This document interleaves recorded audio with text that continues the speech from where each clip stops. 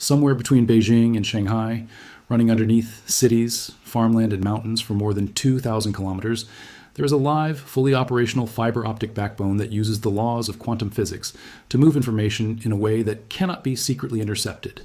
And it has been quietly running for years, while most of the world was still arguing about whether quantum networking was even possible outside a laboratory.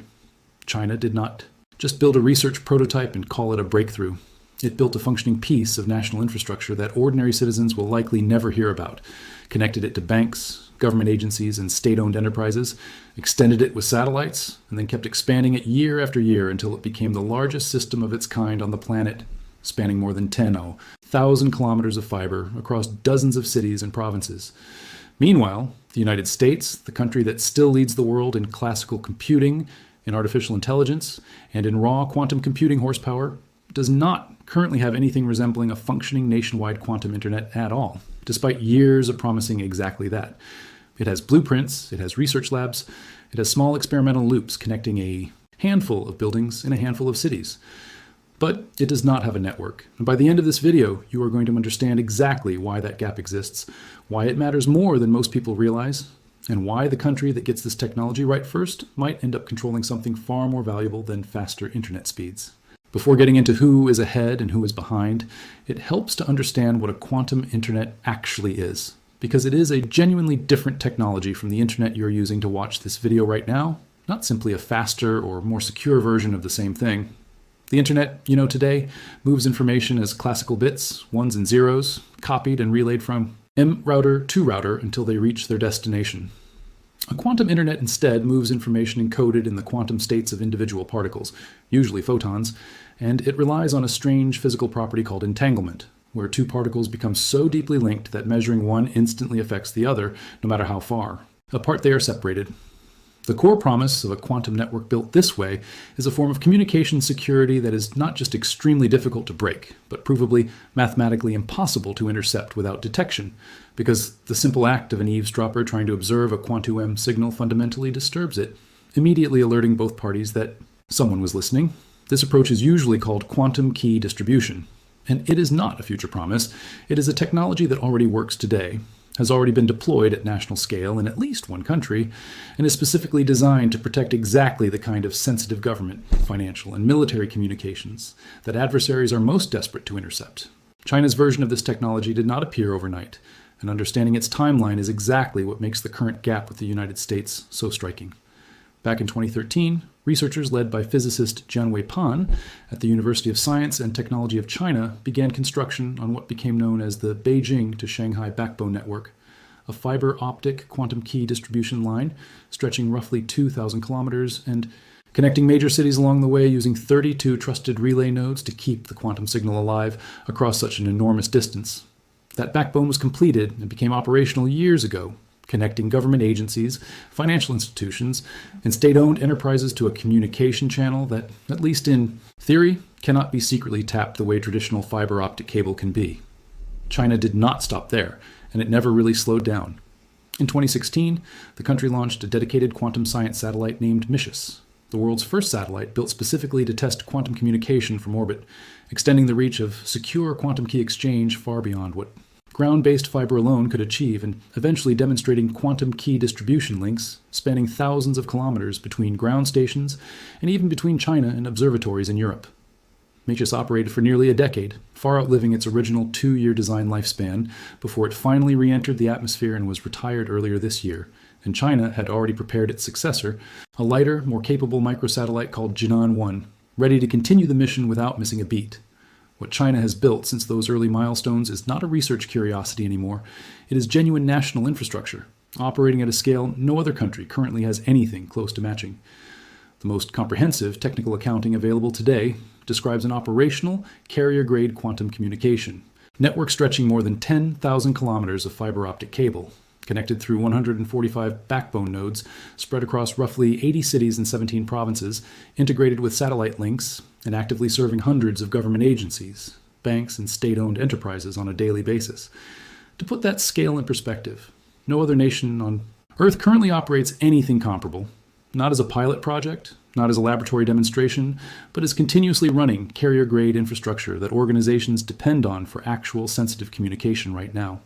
And China has not stopped innovating on top of that existing backbone either.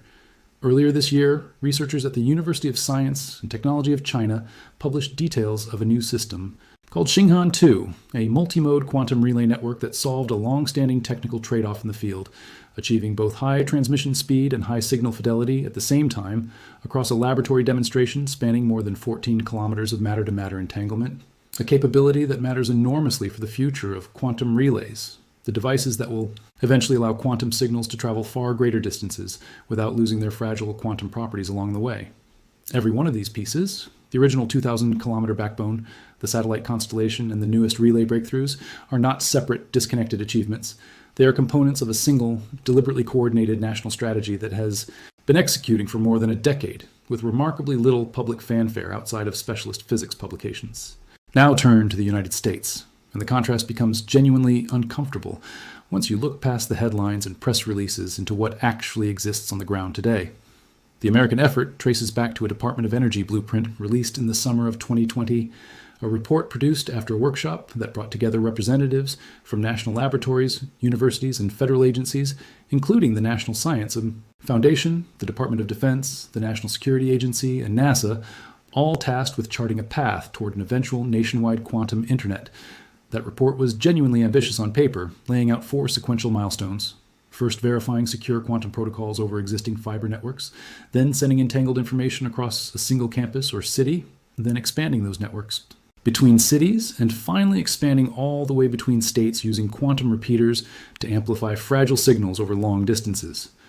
The report explicitly stated that the international research community believed a first working prototype of a nationwide quantum internet was within reach over the following decade, which sounded encouraging back in 2020, until you realize we are now more than halfway through that decade and the country still does not have anything resembling the finished product that Timeline promised. What the United States does have is a scattered collection of small, genuinely impressive, but geographically tiny research efforts, none of which come close to functioning as a connected national network the way China's backbone does. Around the same time as that original DOE blueprint, researchers at Argonne National Laboratory and the University of Chicago successfully entangled photons across a 52-mile quantum loop running through the Chicago suburbs, one of the longest land-based quantum network demonstrations achieved in the country at the time, and the Department of Energy subsequently announced plans to extend that loop by connecting it to Fermilab, the particle physics and accelerator laboratory in nearby Batavia, Illinois, creating an 80-mile 3-node testbed. That Chicago area quantum corridor remains one of the most advanced quantum networking testbeds in the country today, and it has continued to expand in the years since, but even now it remains fundamentally a regional research testbed, not a functioning coast-to-coast communication backbone that government agencies and financial institutions actually depend on for daily secure communication the way China's network already does. Earlier this year, the Trump administration signed new executive orders specifically targeting quantum computing, and the Department of Energy responded with an updated blueprint outlining near-term priorities, including a public competition to develop quantum networking systems, a dedicated supercomputing facility to support engineering work, and targeted research funding aimed at advancing specific scientific use cases, with the report explicitly stating that a genuine prototype quantum internet is still expected sometime within the next decade, essentially resetting the same optimistic decade-long timeline that had already been promised back in 2020 without actually delivering the finished network that earlier promise described. Outside of the federal government's own efforts, the private sector has started to fill in some of the gaps, though even here, the scale remains dramatically smaller than what China has already deployed as functioning infrastructure. In Chattanooga, Tennessee, the local utility company EPB, formerly known as the Electric Power Board, launched what it describes as America's first industry-led, commercially available quantum network back in 2023, though that network initially covered a modest 8-kilometer loop with capacity for only 10 quantum-connected user nodes, a genuinely meaningful first step, but a scale that looks almost quaint next to China's 10,000-kilometer carrier grade backbone connecting 80 cities. EPB has since partnered with quantum computing company IonQ to build what is described as the nation's first combined quantum computing and networking hub, expected to come online this year. An independent analysis has projected the broader initiative could generate over $1 billion in community economic benefit over time, which is a genuinely encouraging sign of private sector momentum. But it remains a single city-scale project rather than anything, approaching a connected national system. Europe, for context, is pursuing its own parallel effort through something called the European Quantum Communication Infrastructure, an initiative explicitly designed to link multiple countries together, meaning the United States currently finds itself in the unusual position of watching not just China, but also a coordinated European bloc make faster visible progress toward connected, multi-region quantum networking than America's own patchwork of disconnected regional testbeds and single-city commercial pilots.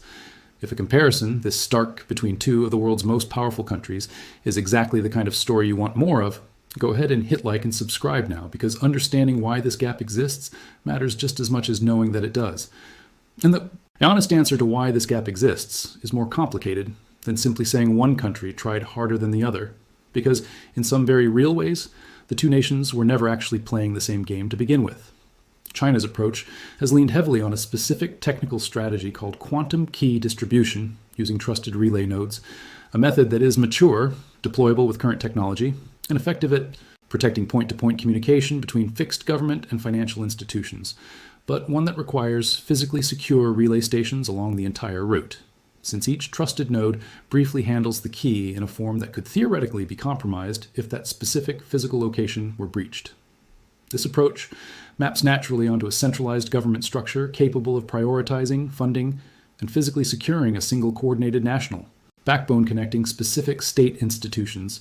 exactly the kind of top-down infrastructure project China has repeatedly proven itself capable of executing quickly once a strategic priority has been set. The American approach, by contrast, has generally prioritized a more ambitious long-term goal, building toward genuine quantum repeaters and eventually full-scale entanglement-based networking that would not require trusted intermediate nodes at all. A technically superior end goal in principle, but one that remains significantly harder to engineer at scale with current technology, which partly explains why American research efforts have stayed concentrated in laboratories and small testbeds, rather than rushing to deploy a less advanced but immediately deployable trusted node system the way China chose to do more than a decade ago.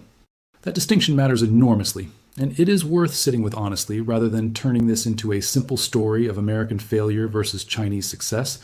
because the security model China has deployed at scale carries a real and often under-discussed trade-off.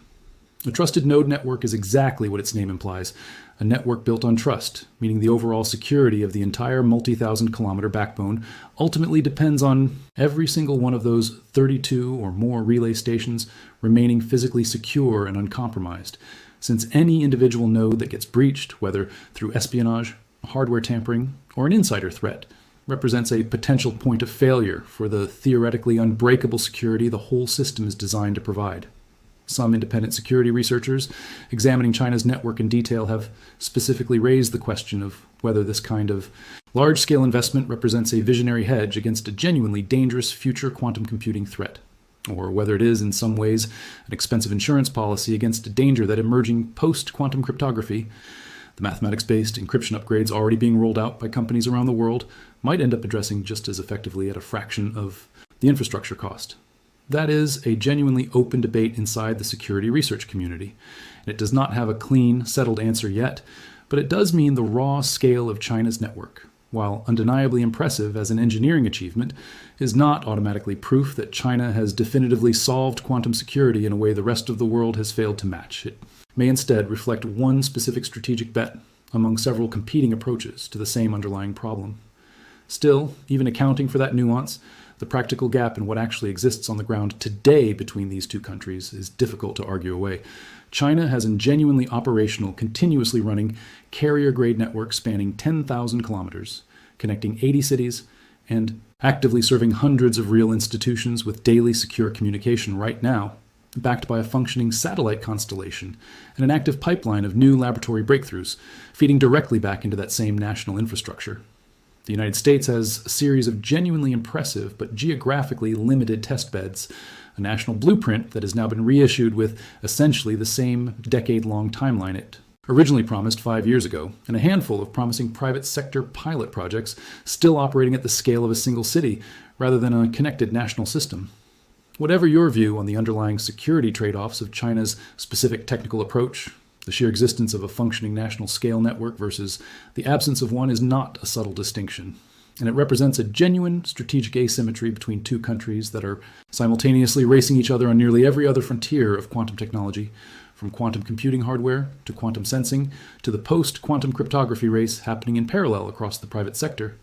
The stakes behind closing this gap extend well beyond simple national pride or technological bragging rights, because a functioning quantum network is not just a novelty communication channel, it is infrastructure with direct implications for national security, financial system integrity, and the broader race to build the first genuinely useful large-scale quantum computer.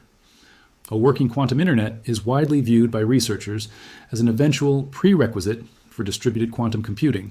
the ability to link multiple smaller quantum processors together into something more computationally powerful than any single machine could be alone. Meaning, whichever country builds a mature, reliable quantum networking layer first may end up with a meaningful head start in how quickly it can scale up genuinely useful quantum computing power once the underlying hardware problems get solved. A functioning quantum network also has direct military and intelligence value, offering theoretically unbreakable communication channels for exactly the kind of sensitive government and defense communications that adversaries spend enormous resources trying to intercept, which is precisely why China chose to connect its earliest backbone directly to government agencies and state institutions, rather than treating it as a purely academic research exercise. And on the financial side, banks and other institutions handling extremely high value, long shelf life sensitive data have obvious reasons to want access to a communication channel that offers mathematically provable protection against interception, rather than relying solely on encryption standards that, however well designed, remain theoretically vulnerable to a sufficiently powerful quantum computer decades down the line. None of this means the United States is doomed to remain permanently behind. There are real reasons to think the gap could close faster than the current trajectory suggests. American quantum computing hardware, the actual processors doing quantum calculations rather than transmitting quantum communication, remains genuinely world-leading, with companies like Google, IonQ, and a wave of newer, aggressively funded startups pushing the raw computational side of quantum technology forward faster than almost anywhere else on Earth. Which means the country is not behind on quantum technology broadly, it is specifically behind on the networking and communication layer of that technology. The private sector momentum building around projects like the EPB and IonQ partnership in Chattanooga suggests American quantum networking may end up following a different developmental path than China's centralized government backbone, potentially scaling through commercial competition and regiona. Wholly partnerships between utilities, universities, and quantum hardware companies, rather than through a single top-down national infrastructure project. And depending on how effectively that model scales, a more distributed, commercially competitive approach could eventually catch up to or even surpass a centralized model, the same way American telecommunications infrastructure historically developed differently than state-run systems elsewhere in the world, while still ultimately achieving comparable or superior coverage over time. It is worth going a little deeper into the MIXUS satellite specifically, because its story captures just how methodically China approached this entire effort from the very beginning, rather than treating any single piece of it as an isolated stunt. Launched in August of 2016 aboard a Long March rocket, MIXUS carried a payload built specifically for one purpose, generating and distributing entangled photon pairs from orbit at a rate of roughly 6 million pairs per second, paired with a telescope precise enough to aim that fragile quantum signal at ground stations hundreds of kilometers below with remarkable accuracy. The mission cost roughly $100 million and was originally designed to operate for only 2 years, a modest bet by the standards of national space programs, yet it ended up operating for nearly a decade before finally re-entering the atmosphere earlier this year, quietly outperforming its own design specifications the entire time. During its operational life, MIXUS demonstrated quantum key distribution links between ground stations, separated by well over 1,000 kilometers, and even successfully extended secure quantum key exchange between observatories in China and partner facilities in Europe, effectively proving that satellite-based quantum communication could bridge distances that ground-based fiber alone struggles to cover economically, since photons traveling through fiber optic cable lose their fragile quantum properties the farther they travel, while a satellite in orbit can beam that same signal across enormous distances through the comparatively empty vacuum of space with far less signal loss. By the time MIXUS was finally retired, China had already prepared its successor, a lighter and more capable satellite called Jinan-1, specifically designed to continue and improve on that same mission without any meaningful gap in coverage, which tells you everything you need to know about how deliberately sequenced this entire national strategy has been from the very start. The Jinghan-2 breakthrough from earlier this year deserves a closer look too, because it addresses a problem that has quietly limited quantum networking progress everywhere, not just in China. For years, researchers building quantum relay systems, the devices needed to extend quantum signals across distances too long for a single unbroken fiber connection to handle, faced an uncomfortable trade-off between speed and precision. Systems optimized for high transmission speed using single photon interference tended to sacrifice the fidelity or accuracy of the quantum information being transmitted, while systems optimized for high fidelity using two photon interference tended to be painfully slow, a trade-off that made it genuinely difficult to imagine scaling quantum relay technology up to the speeds a real, useful nationwide network would eventually require. The team at the University of Science and Technology of China published details showing their new multimode relay system managed to achieve both high transmission speed and high fidelity simultaneously, demonstrating genuine matter-to-matter entanglement across more than 14 kilometers in a laboratory setting, a distance that sounds modest compared to the finished 2,000-kilometer backbone already running between Beijing and Shanghai,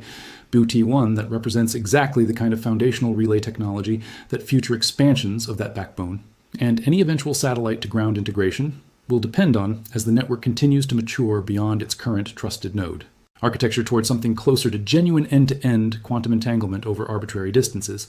This is also a good moment to connect this entire story back to the parallel post-quantum cryptography race, happening simultaneously across major technology companies, because the two stories are more closely linked than they first appear. Companies like Cloudflare, Google, and Apple have spent the last several years quietly upgrading their own infrastructure toward mathematics-based post-quantum cryptography, a fundamentally different approach to the same underlying problem that relies on new quantum-resistant algorithms, rather than the physics-based approach China has been pursuing through quantum key distribution. Both strategies are ultimately trying to solve the same core threat, protecting sensitive communication against a future in which quantum computers become powerful enough to break the encryption the internet has relied on for decades, but they represent genuinely different bets about which approach will prove more practical, more affordable, and more scalable in the long run.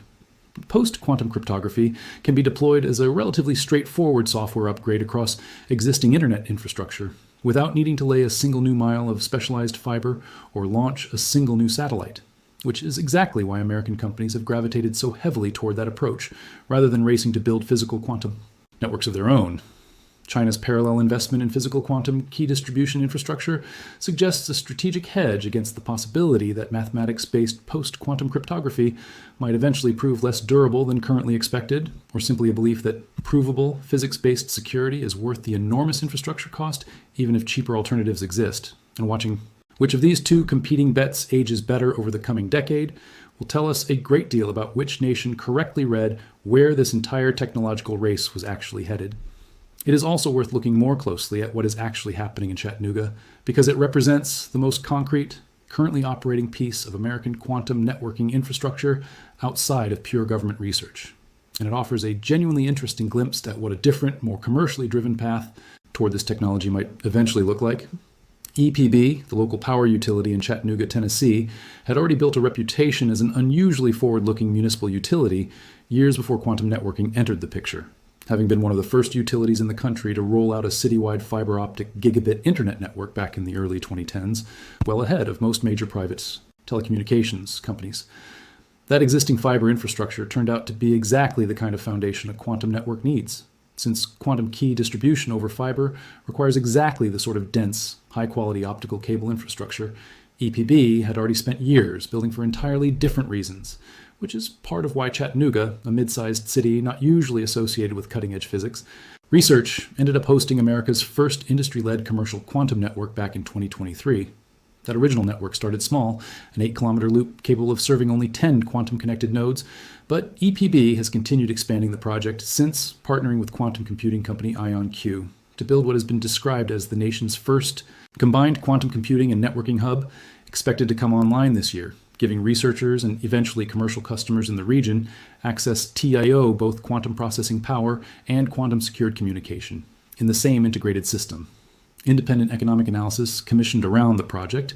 has projected the broader initiative could generate more than $1 billion in cumulative community economic benefit over time through a combination of research partnerships, workforce development, and the kind of technology sector investment that tends to cluster around genuinely novel infrastructure projects like this one, With our Chattanooga's model, a single ambitious municipal utility partnering with a private quantum computing company can realistically scale into something resembling a connected national network the way China's centrally coordinated backbone did remains an open question. But it does suggest that American progress in this space may end up looking less like a single dramatic government-led project, and more like a patchwork of ambitious regional efforts, gradually growing large enough to connect with each other. A genuinely different model than China's approach, and one that is much harder to evaluate cleanly against a single finished backbone spanning an entire country. There's a version of this story where the current gap between China and the United States turns out to matter far less than it appears to right now, and it is worth taking that possibility seriously, rather than assuming the current scoreboard is the final word on who wins this particular race. Infrastructure races between nations do not always get won by whoever builds first. They often get won by whoever builds the version of the technology that actually proves durable, scalable, and economically sustainable over the following decades, and history offers plenty of examples where an early, aggressively deployed first-generation system ended up being partially or entirely replaced by a later, more elegant approach built by a competitor who was willing to wait longer before committing to a specific architecture. China's trusted node backbone, for all its impressive scale, is built on a technical approach that most researchers in the field, including scientists within China's own research community, view as a transitional technology. Rather than the final destination, a necessary stepping stone toward genuine long-distance quantum repeaters, and eventually toward a network that does not require physically trusting every relay node along the route at all. If the United States, Europe, or some other competitor manages to leapfrog directly to that more advanced repeater-based architecture before China fully transitions its own existing backbone, the current scoreboard showing China with 10,000 operational kilometers and America with a handful of scattered testbeds could look very different within another decade, especially if American progress on quantum repeaters, an area where U.S. national laboratories have continued publishing genuinely significant research, ends up translating into a network that is smaller today but fundamentally more advanced in its underlying architecture once it does scale. Step back and look at the complete picture here, because the specific technology involved matters less than the broader pattern it reveals about how these two countries are approaching the next major technological frontier. China identified quantum networking as a strategic priority more than a decade ago, committed sustained national resources to it, accepted the trade-offs of a trusted node architecture in exchange for something deployable with current technology, and now operates functioning infrastructure at a scale nobody else has matched. The United States identified the same strategic importance around the same time, produced genuinely thoughtful research blueprints, achieved real technical progress in isolated regional testbeds, but has not yet translated that research into anything resembling connected national infrastructure, and is now effectively resetting the same decade-long promise it made 5 years ago without having delivered on the original version of that promise. Whether that gap represents a permanent structural disadvantage or simply a different, potentially more resilient path toward the same eventual destination is a question that will only get answered by watching what happens over the next few years, specifically whether America's scattered regional testbeds in Chicago and Chattanooga and elsewhere start genuinely connecting into something resembling a real network, or whether they remain permanently isolated pilot projects,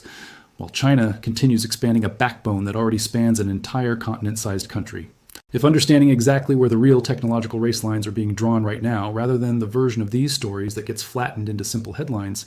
is useful to you, make sure you are subscribed, because these quiet infrastructure gaps rarely stay quiet forever, and there is a very real chance the next major update in this specific race on either side of the Pacific arrives faster than most people currently expect. Keep watching for a few specific signals over the next year or two that will tell you which direction this race is actually trending. Watch whether the Chicago area quantum corridor connecting Argonne, the University of Chicago, and Fermilab actually grows beyond its current regional footprint into something genuinely interstate in scale, since that expansion has been promised for years without yet materializing at the pace originally outlined. Watch whether EPB and IonQ's Chattanooga hub, once it comes fully online, attracts the kind of follow on private investment and additional city partnerships that would suggest a genuinely scalable commercial model rather than a single well-funded regional showcase. And watch China's own published research closely as well, since the pace of new breakthroughs like Xinghan 2 emerging directly out of the same research groups responsible for the original Beijing to Shanghai backbone suggests the country has no intention of resting on its existing lead and is actively working to upgrade its own trusted node architecture toward the more advanced repeater-based systems that could make its head start even harder to close. Whichever country ultimately gets this technology right first will not just win a symbolic infrastructure race, it will likely shape the security architecture the rest of the world eventually builds on top of, which is exactly why a story this quiet deserves far more attention than it has gotten so far.